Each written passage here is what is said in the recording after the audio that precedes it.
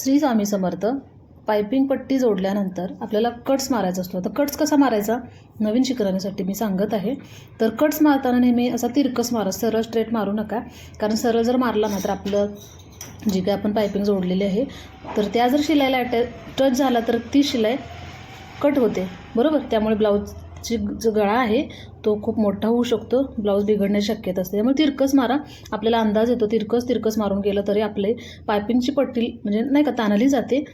त्यानंतरच आपल्याला पुन्हा एक दाब टीप मारून घ्यायची. बघू शकता या पद्धतीने टीप मारून घ्यायची आणि छान असा पायपिंगचा गोट आपण तयार करून घ्यायचा. त्यामुळे नेहमी लक्षात ठेवा, कट्स मारताना तिरकस कट मारा, सरळ स्ट्रेट कट्स मारू नका. तर तुमची पायपिंग पट्टी किंवा पायपिंग गोट आहे तो छान असा येऊ शकतो, एकदम परफेक्ट, काहीसुद्धा चुकणार नाही. तर तुम्हाला माझे व्हिडिओ आवडत असतील तर नक्कीच माझ्या चॅनलला फॉलो करा. आवडलं तर एक लाईक नक्की करा. धन्यवाद.